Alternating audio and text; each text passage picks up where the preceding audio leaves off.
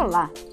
Pode ser até que agora você não consiga me responder de cara o que é equilíbrio fiscal, mas com certeza todos os meses faz as contas para saber se seu salário, sua aposentadoria ou até mesmo sua mesada vão dar conta de pagar os boletos. O que sobra, a gente pode até botar na poupança para fazer algo maior no futuro ou gastar em algo que precisamos naquele momento.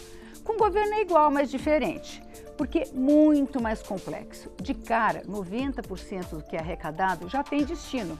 E é a despesa obrigatória. A Constituição determina que a União tem de gastar um percentual mínimo fixo de sua receita em áreas como educação e saúde. O benefício previdenciário ou assistencial mínimo deve ser equivalente ao salário mínimo, que tem uma política de valorização acima da inflação. Mas muita gente acha que essa vinculação precisa acabar porque engessa o orçamento. A coisa fica ainda mais complexa quando a gente discute esse assunto dentro do panorama do novo arcabouço fiscal. Ele determina que as despesas só podem crescer 70% do aumento da arrecadação do ano anterior. Mas isso não vale para a saúde e educação? Hoje, no Expressão Nacional, nós vamos conversar sobre essas propostas com a assessora política do Instituto de Estudos Socioeconômicos, Cléo Manhas, o deputado Tarcísio Mota, um dos autores de proposta que preserva a educação e saúde fora do teto redutor do arcabouço fiscal do PSOL do Rio de Janeiro, o deputado Daniel Sorans, do PSD do Rio de Janeiro, também ex-secretário de Saúde, e o ex-secretário da Previdência, Leonardo Rolim. Venha para dar sua opinião. Nós estamos esperando sua colaboração no chat do YouTube e também pelo WhatsApp 61 99620 2573. Eu queria começar, os economistas, muitos economistas, têm defendido que desvincular, que tirar essa trava do orçamento de 18% para a educação, 15% para a educação, ele possibilitaria uma melhor distribuição de recursos dentro do orçamento, inclusive podendo ou não melhorar até para essas áreas quando necessário. Eu queria saber a opinião dos senhores.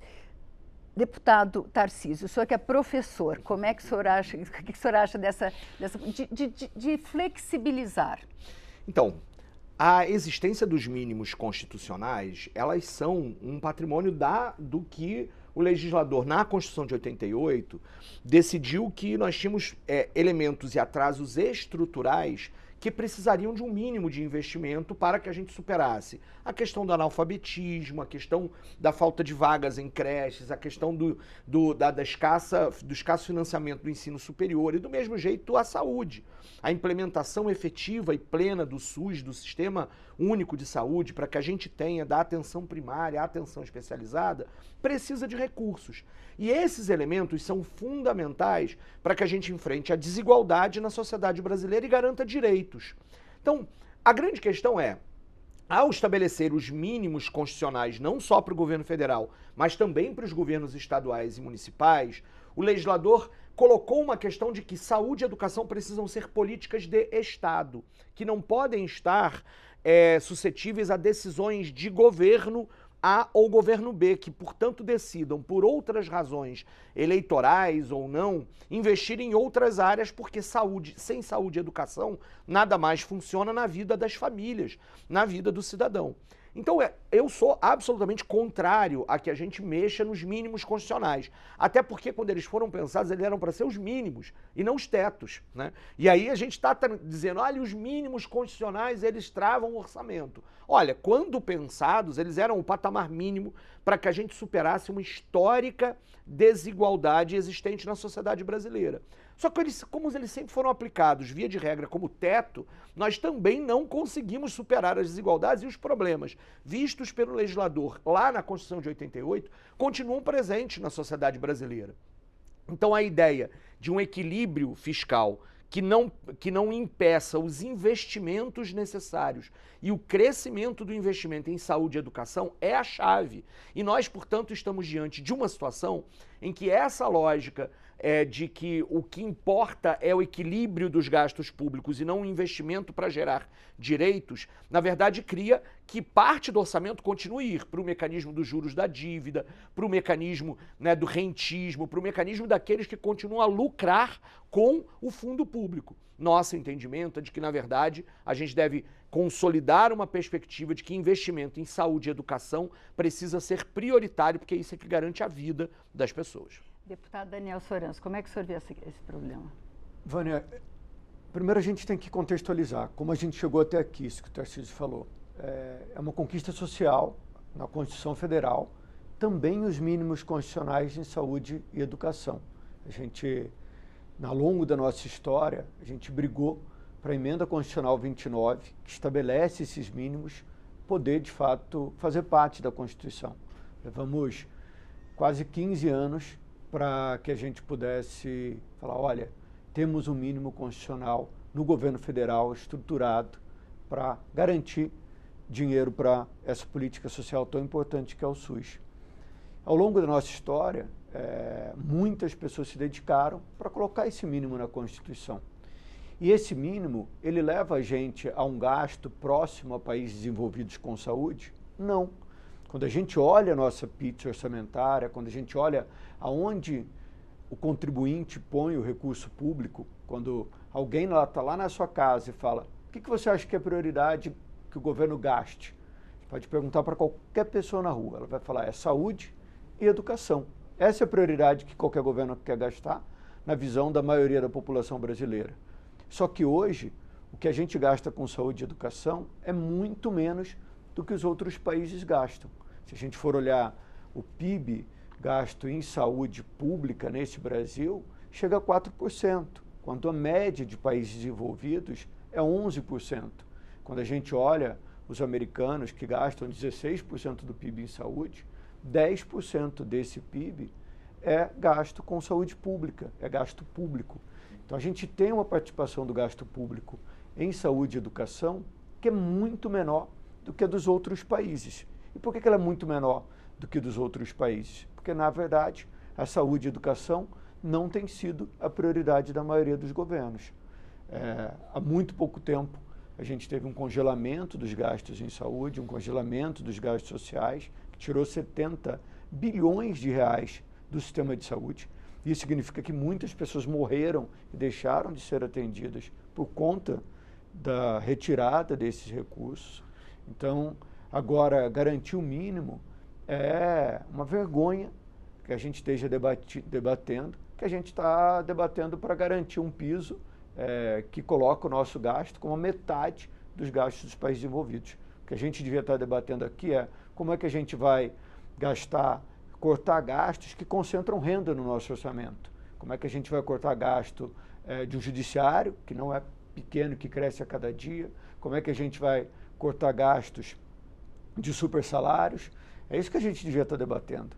Não debatendo as fatias menores da despesa corrente líquida do orçamento. Porque isso não tem cabimento nos dias de hoje. Então, chega a ser, Vânia, como o Tarcísio fala, indignante você assistir a um debate desse tipo. E esse debate, ele é contra o projeto político que a gente contribuiu para que chegasse ao poder com o presidente Lula. Então, eu duvido que o presidente Lula vá concordar com uma situação tão absurda como essa, e essa Casa de Leis também. Eu acho que o Congresso Nacional, a Câmara dos Deputados, é muito clara nessa defesa do patrimônio do Sistema Único de Saúde, da educação, e a gente vai estar aqui, né, Tarcísio, eu e toda a nossa sociedade, defendendo que a gente construa um mínimo de coerência no orçamento público.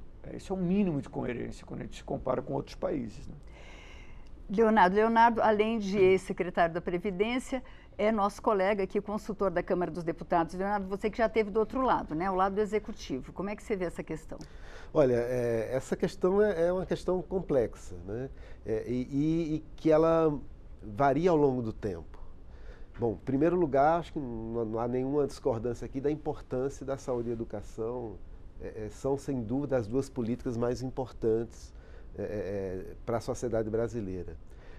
E também muito bem lembrado que, em relação aos mínimos, a gente está falando aqui dos mínimos federais, mas tão ou mais importante que os mínimos federais são os mínimos estaduais e municipais, que são os executores, né, da maior parte das políticas de educação e saúde. Agora, por outro lado, a gente tem que procurar ver como é que viabiliza, né, a melhoria dos gastos em saúde e educação. Porque nós temos aí, como você bem colocou, um xadrez em relação ao gasto público. Né? O gasto público ele não pode vir sem ter uma receita. Né? A nossa carga tributária ela já é relativamente elevada. A gente está, inclusive, passando, né, por um momento aí de uma reforma tributária, e que um ponto básico da reforma tributária é não tem aumento de carga tributária. Nós vamos melhorar a eficiência e a justiça tributária, que é um problema sério no Brasil, tanto um quanto o outro. Mas eu acho que houve um consenso que ninguém quer aumentar a carga tributária no Brasil. Então, com o valor que é arrecadado do Estado, como é que a gente consegue viabilizar as despesas que são mais importantes? Esse é que é o grande desafio. E a gente tem um problema sério, né, que são as chamadas despesas obrigatórias. Né? Como você falou, em 90%, na verdade, no orçamento desse ano é um pouquinho mais, 91% são despesas obrigatórias. E nesses 9 que sobram, uma boa parte é o que a gente chama de quase obrigatórias, que é o custeio da máquina. Né? Não dá para o setor público funcionar sem algumas despesas básicas de custeio. Então, o que sobra de fato para investimento, né, no orçamento desse ano é 2,9%, né, do orçamento como um todo. E olha que boa parte disso são emendas parlamentares. As tão criticadas emendas parlamentares ainda representam uma parcela grande desses 2,9%. E o que a gente viu ao longo dos últimos anos é que a despesa obrigatória vem crescendo, a despesa discricionária vem caindo, e a que mais cai é justamente o investimento público. Em 88, justamente no ano anterior aí à Constituição, o investimento público no Brasil representou algo em torno de 5,1% do PIB. Em 2022, o último ano aí que eu tenho dado fechado, estava em 0,6%. Ou seja, o investimento público caiu para 11%, né, em percentual do PIB do que era antes da Constituinte. E isso é um problema sério também, né? Nós temos vários desafios. Como é que a gente vai conseguir melhorar a estrutura, melhorar a competitividade, aumentar a renda das pessoas se a gente não tem investimento? O investimento privado, a gente vê ao longo do tempo, ele se mantém mais ou menos estável em percentual do PIB.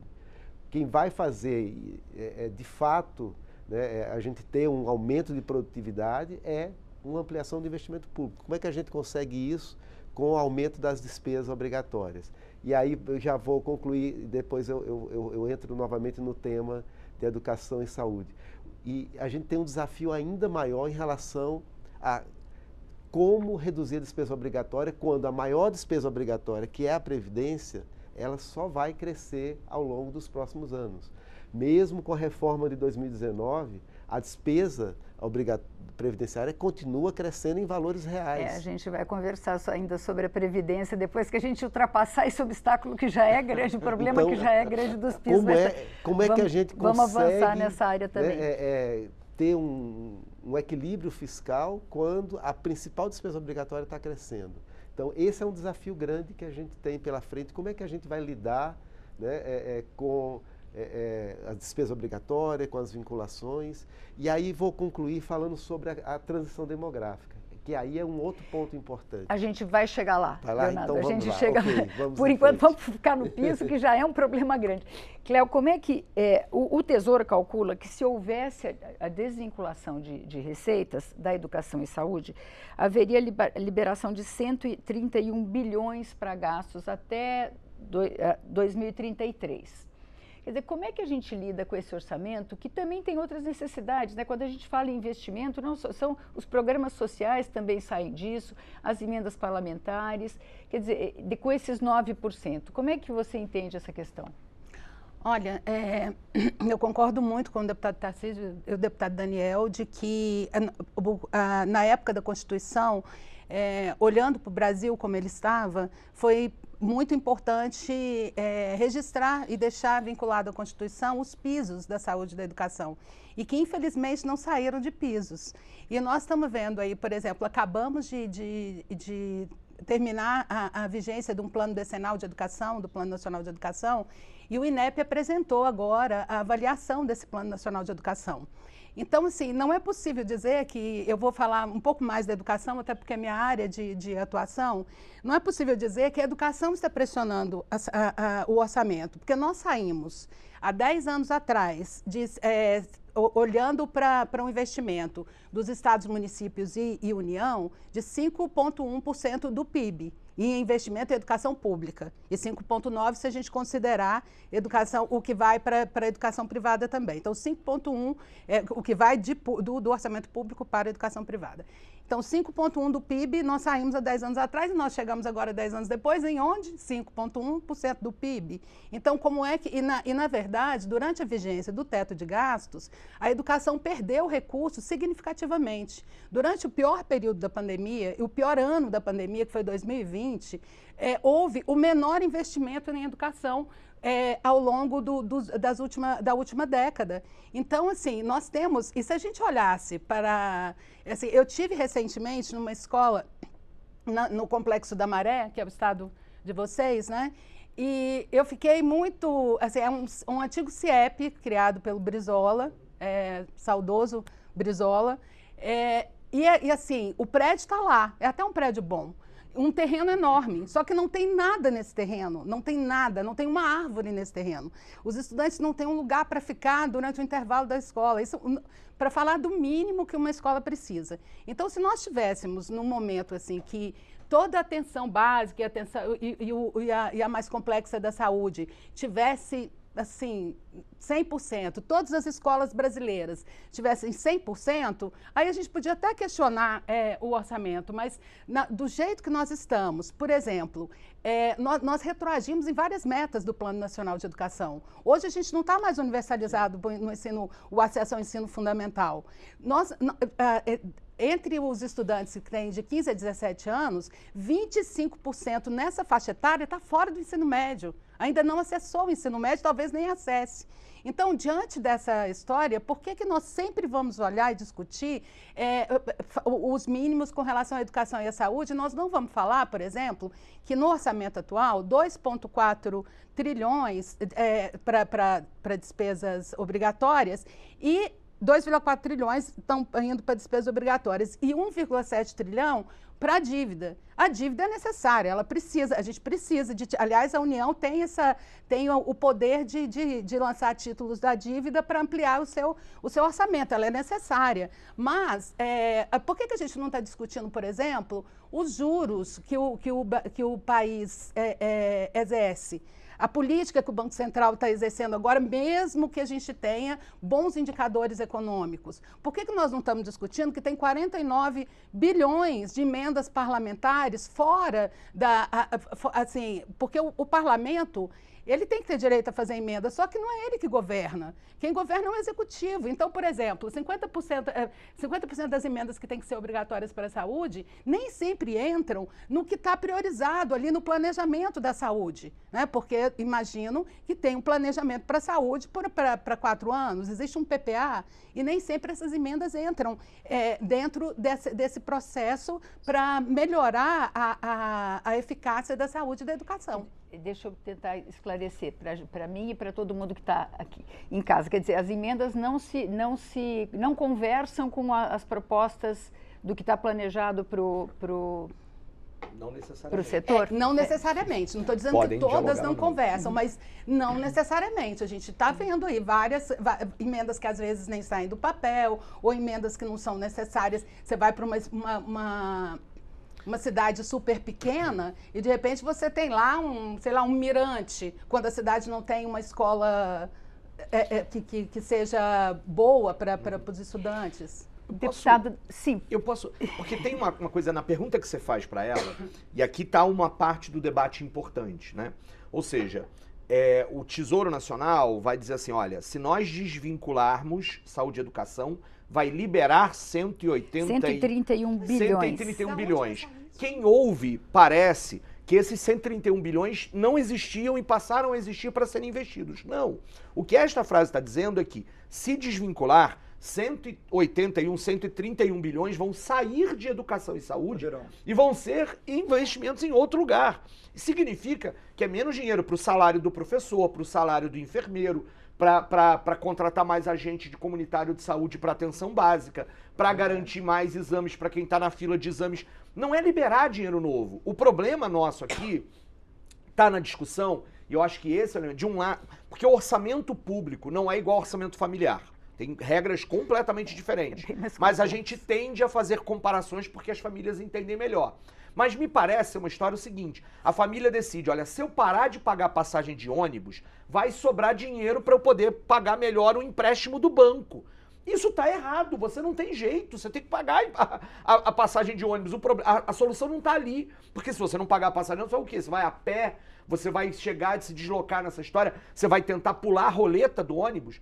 Não dá. E aí a comparação com o orçamento familiar ela é irreal exatamente porque o Estado pode fazer a dívida, porque o Estado precisa fazer investimento, que muitas vezes aquilo que ele investe em saúde e em educação retorna. Estudo do PIB e do IPEA dizia que cada real investido em educação voltava na proporção de 1,5 no PIB, no crescimento do PIB. Então você vai restringir os gastos naquele lugar que a grande questão é como é que a gente melhora a competitividade? Com educação. E você vai perder a possibilidade disso. Como é que se aumenta o problema da competitividade? Quando a saúde do povo está pagando o preço pelo não investimento. Portanto, tem uma lógica de olhar a sociedade que não dá para a gente pensar. De um lado, a receita. É preciso uma reforma tributária que mexa na injustiça tributária brasileira. E esse elemento é importante, porque nenhum de nós quer que a carga tributária sobre o consumo, sobre a água que a gente está bebendo, sobre o tablet, sobre as peças desse estúdio, não é sobre consumo que tem que aumentar a carga tributária, mas sobre renda e patrimônio hoje é absolutamente injusto. As nossas alíquotas de imposto de renda hoje, elas não são progressivas. Muito facilmente você chega no máximo da alíquota do imposto de renda, muita gente da classe média já está pagando 27,5% e os bilionários continuam a pegar parte do seu dinheiro e colocar em rendimentos que são isentos de imposto e não pagam imposto. Quem paga imposto no Brasil é o trabalhador e por isso não pode aumentar a carga tributária. Mas é preciso reformar o nosso sistema tributário sobre renda e patrimônio para que mais dinheiro entre. Esse é do ponto de receita. E do ponto de vista da despesa, é preciso melhorar a eficiência. Sabe onde a gente vai melhorar a eficiência?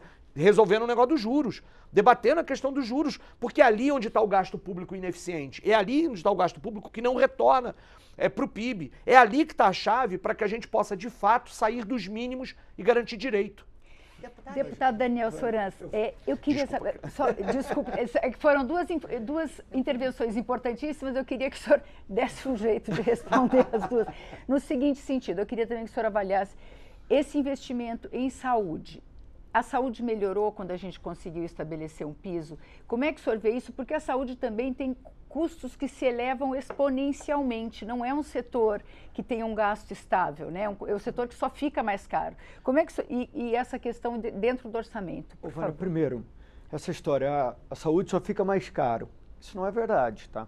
Isso em 10 anos, o orçamento da saúde cresceu 2,5%. É que ela demanda mais tecnologia, por isso que eu estou falando mais caro. Eu não sei se a gente precisa, só para a população entender, e isso é importante, o Brasil é um país que gasta muito pouco com saúde pública. O que o Léo falou aqui, os estados e municípios vêm crescendo a sua participação no financiamento do SUS muito, e a União vem encolhendo a sua participação.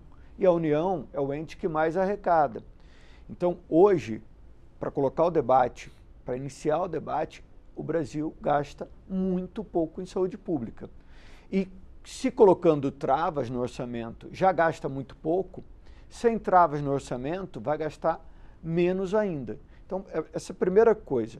O Brasil não gasta muito em saúde pública, gasta muito pouco comparado com outros países. E o orçamento é uma pizza. É importante a gente entender isso. Então, as fatias são escolhidas de acordo com decisões políticas, com decisões de parlamentares que foram eleitos pelo povo, dos gestores do executivo.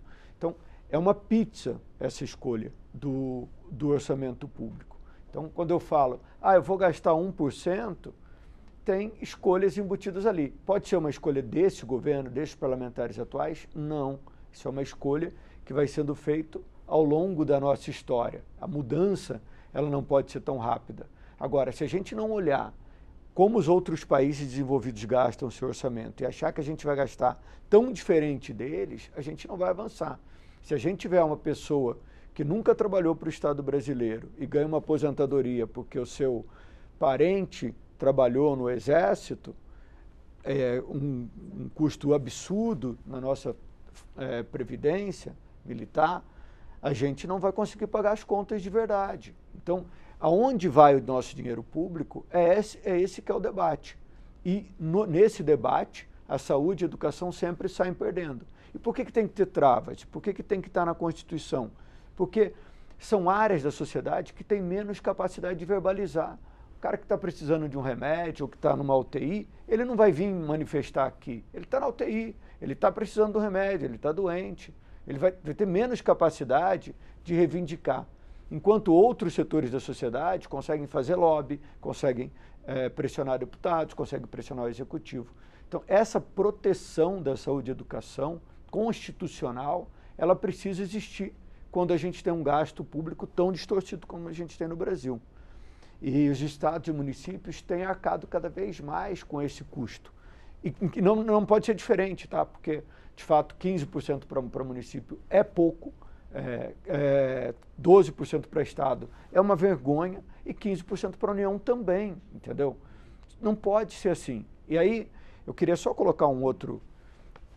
tem uma outra emenda constitucional que jogou as emendas dos deputados, que foi a emenda 86, para dentro do orçamento da saúde, para dentro do Fundo Nacional de Saúde.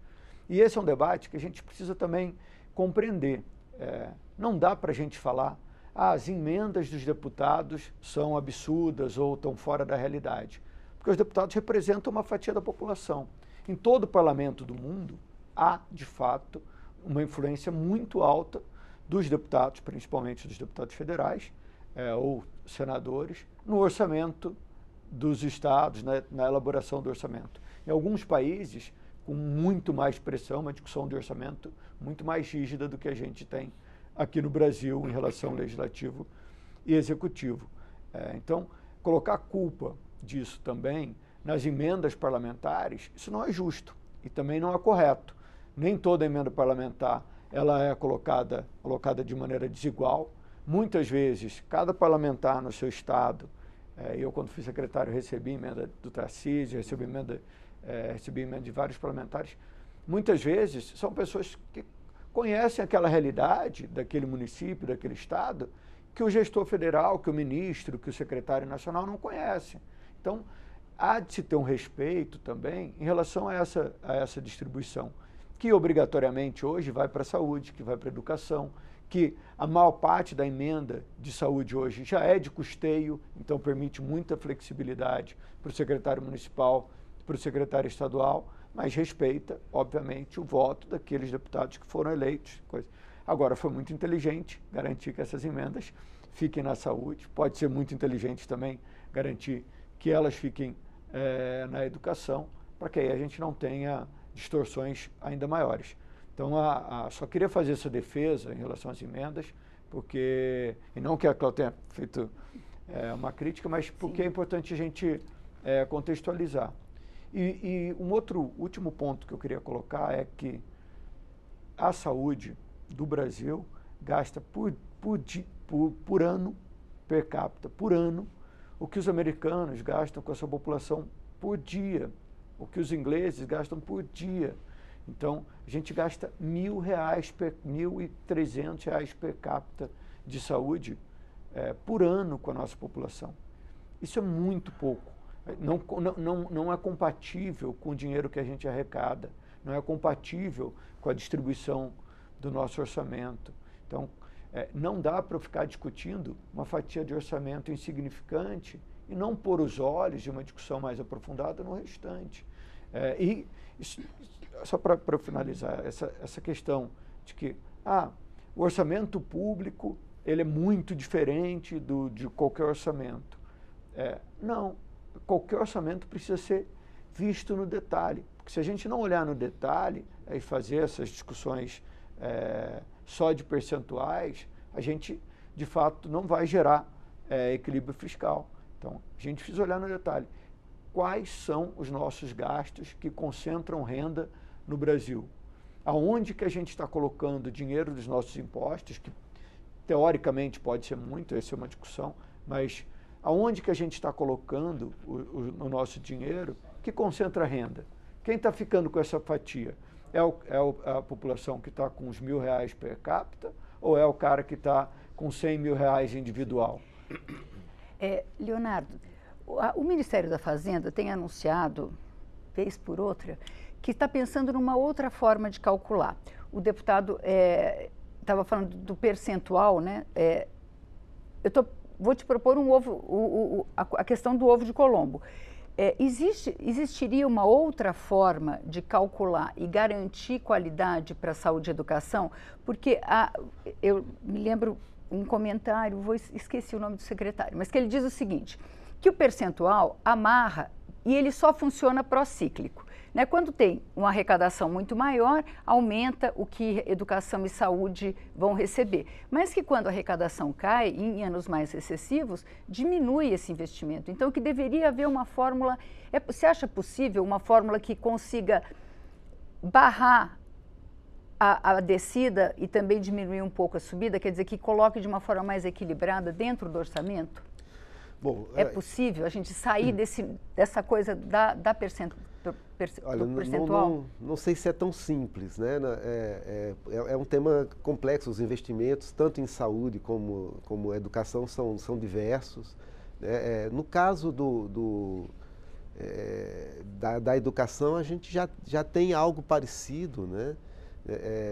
Com o custo do aluno, né? Mas eu não sei se isso é viável para uma substituição em relação aos pisos, né? Na minha avaliação, essa é uma discussão que a gente tem que avançar ainda muito. Eu concordo plenamente que faz muito mais sentido você ter metas e a partir de indicadores você ter o quanto deveria ser aplicado em saúde e educação. E acho que talvez como um ponto de partida, juntar esses mínimos talvez fosse um caminho pensando como uma solução intermediária. Por que isso? Como eu tinha falado anteriormente, a questão demográfica. O Brasil está passando por uma rápida transição demográfica. O número de jovens e crianças vem diminuindo, enquanto de idosos vem aumentando. O que implica, num primeiro momento, uma impressão de que a gente vai precisar ter um gasto maior em saúde, né, e talvez, no futuro próximo, precise de menos recursos para a educação. Só pegar de 2010 para cá, o número de crianças e jovens caiu 20% no Brasil, em números absolutos, né? Nem em percentual. Em percentual caiu bem mais. Já o número de idosos acima de 65 anos aumentou 50% nesse período curto aí de 14 anos. Então, a pressão por despesas em saúde eu vejo que tem aumentado. Quando a gente olha a despesa de saúde nos municípios, por exemplo, que são os principais executores do SUS, principalmente nos municípios mais envelhecidos, por exemplo, no sul do Brasil, é muito maior do que o mínimo. Porque o orçamento vem diminuindo. A pressão vem aumentando, porque a gente não está conseguindo crescer igual os demais orçamentos da União. É por isso que a pressão está aumentando. Mas a pressão está aumentando quando a gente vê construindo um fórum ou um Ministério Público de granito, de mármore, gigante, com posto de saúde do lado caindo. Entendeu? É por isso que a pressão está aumentando. Se o orçamento estivesse acompanhando, se a gente não tivesse perdido 70 bilhões de reais nos últimos 10 anos, essa pressão não aumentaria. Entendeu? Se a gente tivesse conseguido garantir esse piso no teto de gastos, a gente não estaria vivendo o que a gente está vivendo hoje. É por isso que a pressão está aumentando. A pressão está aumentando porque a pessoa morre sem uma vaga de hospital ou morre sem um medicamento e as pessoas ficam angustiadas. Sim. E isso não é porque aí a gente pode discutir gestão, mas a pressão está aumentando porque a distorção do nosso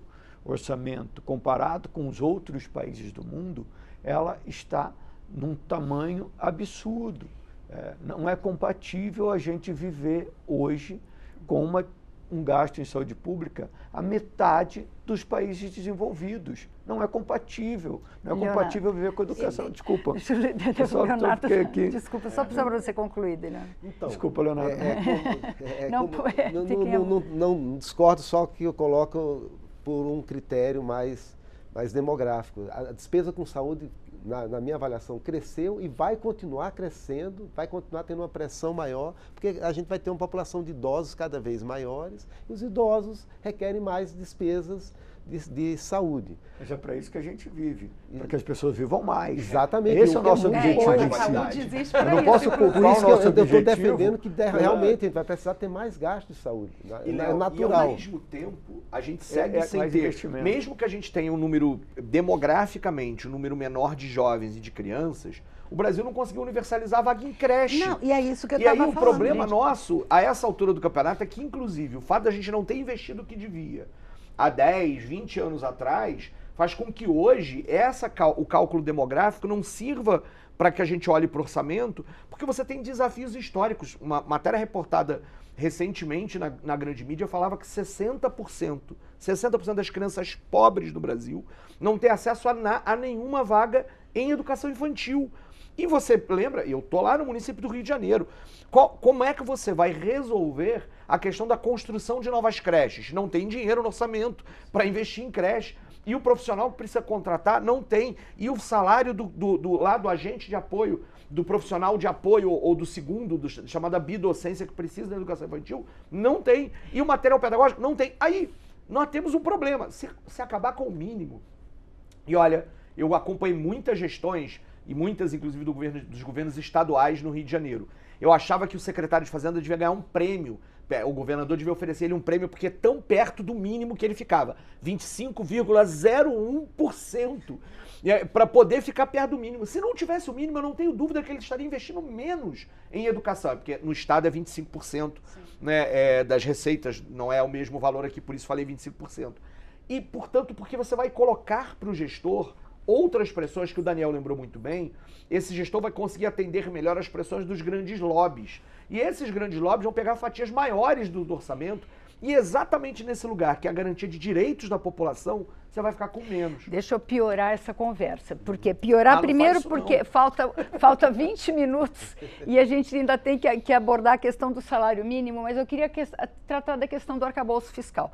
O deputado Tarcísio é um dos subscritores de uma proposta que prevê manter pelo menos o mínimo, esse percentual mínimo do orçamento total dentro para a saúde e educação. Por quê? Porque o arcabouço fiscal prevê que as despesas só podem crescer 70% do que está subindo a receita.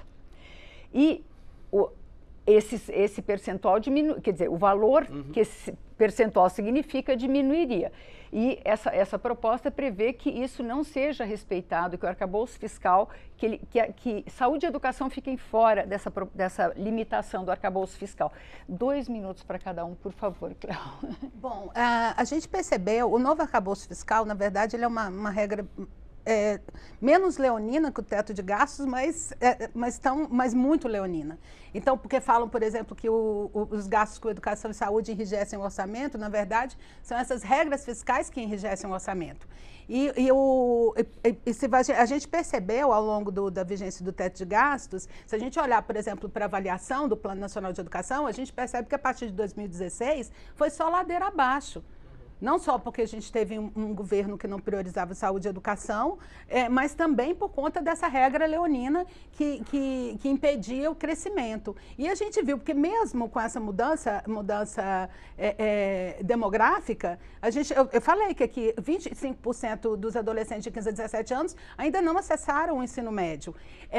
A meta de creche, que era 50% da demanda, chegou em 37%. Só que as desigualdades regionais, por exemplo, a região norte, deputado Tarcísio, está em 20% do atendimento das crianças para creche. Então, assim, como é que a gente vai fazer diante desse cenário de desigualdades profundas que o Brasil tem? Nós não podemos ter tirar exatamente da saúde e da educação, sendo que a gente tem outros lugares para tirar. E só um segundo, eu queria, com relação às emendas, deputado Daniel, eu não criminalizei as emendas, até porque as emendas individuais, elas existem desde sempre. O problema é que de um tempo para cá, o parlamento foi cada vez mais sendo executor dessa, assim, e proponente dessas emendas, e houve um aumento significativo dos recursos que vão para as emendas. Então, é claro que diminui no investimento. Né? Diminui no investimento. E nem sempre as emendas que vão para a saúde são muito bem-vindas. O Leonardo está aqui numa posição cruel de ter que de explicar recurso, o que é orçamento e como que isso, o inferno que é para quem trata com orçamento. De baixar os juros, eu queria colocar, porque essa questão taxando a renda, as altas rendas. O cálculo do governo é que sendo mantidas fora do orçamento, saúde e educação, em 2025 as duas áreas vão consumir 44% do orçamento disponível para todas as despesas não obrigatórias. Vai ser 51% em 2026, em 2028 são 112%. Como é que faz? Dá para manter? Desculpa, você está num papel ingrato. Pois é, então. Mas é que você faz as contas também, a situação, né? não é simples, porque, de um lado, você tem, como eu falei, o crescimento das despesas obrigatórias. Não adianta enxugar gelo e você achar que vai resolver o problema cortando uma despesa discricionária aqui e outra acolá. A despesa discricionária é mínima. E as despesas obrigatórias, o que é a maior parte do orçamento? Mais de metade do orçamento é previdência. E se a gente soma aí BPC e Bolsa Família, a gente passa de 60% do orçamento. Quando você considera que você tem aí mais 18 de educação e 15 de saúde, você praticamente já fechou o orçamento inteiro, não tem muita margem.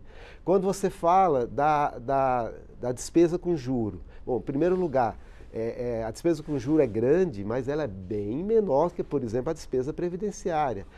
A maior parte daquele valor que aparece no orçamento é rolagem de dívida, não é juro. O juro é muito menos. Agora, para baixar juro, vai sobrar mais algum dinheiro? Sim. Agora, não se baixa juro na canetada. A gente tem que fazer e é esse o esforço que o Ministério da Fazenda está fazendo para manter um equilíbrio fiscal que permita baixar os juros. Desculpa, Léo. Os juros não baixam na canetada, mas ele está mantido alto na canetada do presidente do Banco Central hoje. Deputado Daniel Soranzo, os juros a gente faz outro programa para discutir. São 60% que estão comprometidos com a Previdência. São aproximadamente 30%, 25%. Você tem que olhar o orçamento como um todo. Inclusive incluindo a dívida. Não, claro. Essa maneira de olhar o orçamento, só o que não é obrigatório é saúde e educação. Todas as outras são obrigatórias. Eu não posso mexer no resto. Na saúde e educação, eu mexo. Isso é uma covardia. Isso não dá para tolerar. E em relação a... Primeiro, eu queria falar que eu confio muito no ministro Haddad. Eu confio muito no presidente Lula. Eu tenho certeza que eles vão fazer como já fizeram. Então, o orçamento do Ministério da Saúde, já no primeiro ano do governo Lula, cresceu 20 bi. Cresceu 24 bi esse ano. Tem isso livre, mas tem outros crescimentos. Então, há um crescimento de orçamento em saúde nos últimos 2 anos, do orçamento federal. E isso é muito importante. Assim. E eu tenho certeza que a construção do arcabouço fiscal é para garantir que esse crescimento continue acontecendo. Eu não vejo, assim, desse projeto político que a gente ajudou a eleger, nenhuma intenção de cortar recursos de saúde e educação. Muito pelo contrário. Hoje a gente tem um ministro da Fazenda que foi ministro da Educação. Ele conhece o dilema, ele conhece o sofrimento, que foi prefeito, que viveu o dia a dia de uma prefeitura e sabe a angústia que é a dificuldade de fechar esses gastos. Então eu tenho muita confiança de que isso vai acontecer. A gente pega o relatório do senador Marcelo Castro, que é o relator do Orçamento da Saúde de 2024, que é ex-ministro da Saúde, que ele coloca, assim, é claro ali o aumento que a gente teve. É claro que ainda falta uma parcelinha de entrega para ser remanejada para a saúde, para socorrer mais algumas outras coisas. Mas olha, tem um problema, porque, e aí assim, também tenho muita confiança no governo que eu ajudei a eleger e do qual eu sou base. Mas o meu voto, inclusive, contrário ao arcabouço fiscal, e foi essa argumentação que nós desenvolvemos o tempo inteiro, tinha a ver com a antecipação desse problema que é matemático, né? Eu sou professor de história, mas aqui tem uma questão matemática que é o que você apresentou. Se o arcabouço fiscal limita em 75% da receita que cresceu o aumento do gasto, e nós temos mínimos constitucionais que são calculados em percentuais sobre o todo das receitas, é matemático. Você tem um carro andando a 100 km, um outro atrás a 110, esse a 110 vai alcançar o da frente. Não tem jeito. E, portanto, a gente tem um problema. Eu estou aqui me solidarizando com o Léo, que ele apresenta o problema. A questão é que eu discordo da solução que muitas vezes está apresentado, inclusive dizendo: a gente vai ter que mudar o arcabouço. Não é para mudar os pisos. Nós vamos ter que mudar a fórmula como o arcabouço fiscal. Nesse ponto de vista, o erro já estava colocado lá quando a gente votou o arcabouço fiscal. Mas eu ouvi nesses corredores aqui, todo mundo, não, ninguém vai mexer nos pisos. Que isso? Imagina se o presidente Lula vai mexer nos pisos. Eu falei, gente, o problema não é de vontade, é matemático. A conta tá aí. É impossível o arcabouço fiscal conviver com os mínimos constitucionais. Eles vão conviver durante um tempo, mas num determinado momento, uma das duas coisas vai ter que cair. E aí a questão é política. Na nossa opinião, e acho que aqui a gente está dizendo, não pode ser diminuindo, tirando esses 131 bi da saúde e educação para que eles possam ser usados em outras despesas fundamentais, como educação, como habitação, transporte e outros elementos, segurança. A nossa questão é que precisa reorganizar a lógica do gasto público. A austeridade fiscal no mundo inteiro foi uma cartilha que levou vários estados à bancarrota, levou vários processos a aumentar. E em estados como o nosso, que é um estado profundamente, uma sociedade profundamente ainda desigual, com marcas de desigualdade, onde a gente precisa investir. Por exemplo, qual é o cidadão hoje que concordaria que a gente precisa diminuir o BPC? Não dá para diminuir o BPC. Ele é aquele benefício para a população mais pobre, para garantia do enfrentamento da desigualdade. E ele retorna, inclusive, com o consumo dessas famílias que movimentam a economia, ao gerar mais emprego, renda, mais impostos, etc. A lógica fiscal não pode estar descolada da lógica econômica. E aqui nós temos um elemento importante. Com toda a confiança que tenho no governo Lula, a gente disse lá atrás que o arcabouço fiscal era incompatível com isso e tinha erros. Esses erros precisam ser corrigidos. E a correção desses erros não é aprofundar a austeridade fiscal. Na nossa opinião, isso é uma forma de mediar. Mantém o arcabouço fiscal e tira a saúde e a educação. Resolve a incompatibilidade matemática, preservando aquilo que precisa ser feito. Mas nós estamos abertos a diálogos que partam do princípio. Não aceitamos diminuir os investimentos em saúde e educação no próximo período. Isso é inadmissível para a sociedade brasileira. O que precisa mudar é o arcabouço. Bom, eu queria colocar uma questão. Precisa aumentar, é verdade. Obrigado. Precisamos aumentar. Vamos colocar. O deputado. Sim, eu vou passar para você com uma complicação. Aqui só piora porque a gente está terminando o programa. O deputado Tarcísio falou da diminuição do BPC. A outra proposta que surgiu também, que a ministra Simone Tebet descartou completamente, depois de ter aventado, mas que tem sido muito presente, é a proposta de desvincular os benefícios da Previdência do salário mínimo. Eu sou do tempo que eles eram desvinculados e a aposentadoria era muito mais baixa, e tinha gente que recebia menos que o piso. Existe essa proposta geral e desvincular somente alguns benefícios, né, que seria o auxílio-doença. Como é que você vê essa questão junto com essa questão do arcabouço? Olha, isso desvincula, assim, porque o piso aumenta também, é outra coisa. O piso tem um aumento real, aumenta toda a conta da Previdência. Eu não sou especialista em Previdência, mas eu acho que é a mesma coisa da educação e da saúde. Por que no Brasil, a gente sempre, desde 1500, que sempre que a gente fala de cortar gastos, Leonardo, eu pergunto para você, que é um especialista em orçamento e Previdência, por que a gente sempre vai para as pessoas mais vulnerabilizadas e mais pobres e com tantas desigualdades que a gente tem, principalmente as pessoas negras, as pessoas periféricas, quilombolas, indígenas, a gente já sabe aqui toda essa história. E a gente nunca pensa, uma coisa que o deputado Daniel citou aqui, né? A Previdência dos militares. Toda vez que fala que tem que fazer uma reforma na Previdência dos militares, é uma grita geral. Então, assim, porque aquilo ali não é um direito, gente, aquilo ali é um privilégio. É isso mesmo, as filhas de militares receberem pensão, isso é um privilégio do tamanho de um bonde, né? Então, por que a gente não mexe exatamente no vespeiro dos privilégios, ao invés... Porque se a gente desvincular a previdência do mínimo, do reajuste do mínimo, vai virar pó e a gente sabe disso, como nós já tivemos esses momentos na história. Eu também lembro quando era desvinculado. E o que significava a previdência pública? Nada, né? Então, assim, garantir que o valor real das aposentadorias, que elas se perpetuem ao longo da vivência, da velhice dessas pessoas, né, é super importante. Então, eu acho que há outras formas, por exemplo, taxar a renda. Nós tivemos aí a reforma sobre o consumo, mas a gente precisa de uma reforma sobre a renda.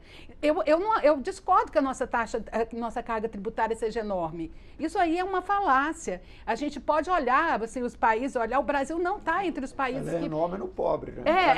E a gente olha como ela é extremamente regressiva, as pessoas que ganham até um salário mínimo, até 3 salários mínimos, gastam quase que 50% das suas rendas com tributos, porque a maior parte da renda delas vai para o consumo de gêneros alimentícios, por exemplo. Então, o que a gente precisa é inverter essa lógica no Brasil, né? E vocês vão ver lá aposto que na guerra do lobby da reforma previdenciária, os grandes rentistas, os grandes empresários da reforma tributária, eles que estão lá fazendo lobby para não pagar. E ainda falando que, porque se tributar a gente vai repassar para o consumidor, que somos nós, cidadãos e cidadãs, que pagamos uma carga alta sobre o consumo e as rendas altas não são taxadas. Leonardo, eu não deixei você falar da Previdência quando você queria, por favor. Bom, então, primeiro em relação ao salário mínimo, né, a garantia de preservação do poder de compra, ou seja, de reajuste da inflação todo ano, ela está na Constituição e é mantida. O que está em discussão é se o aposentado vai ter direito a um ganho real todo ano, né, baseado no crescimento do PIB ou não. Acho que essa é a discussão. Esse é um tema que é muito debatido, porque no momento em que você tem o aumento real para a aposentadoria, você acaba criando um custo adicional para a Previdência que sem isso já iria crescer, com isso cresce ainda mais.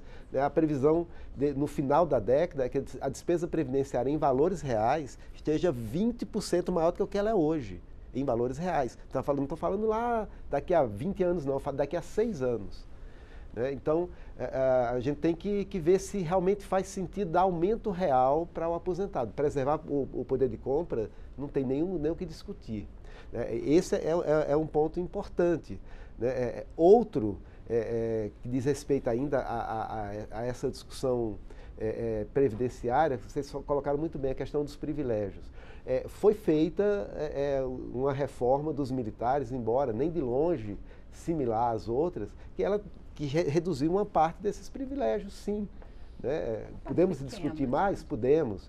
Em relação aos servidores, a última reforma também reduziu bastante os privilégios dos servidores. Mas agora o Supremo está discutindo algumas ações que podem, inclusive, aumentar substancialmente o custo da Previdência, justamente no lado dos privilégios de nós servidores. Deputado Daniel Sorans, para encerrar. Não, acho que é isso. Assim, a gente precisa defender essa proteção orçamentária de saúde e educação, fugir do risco que é somar os dois tetos, porque geraria uma competição nada saudável entre saúde e educação. E a gente precisa formar um bloco muito forte em defesa do aumento desse orçamento, ou em defesa que a gente tenha uma distribuição orçamentária mais próxima dos países desenvolvidos.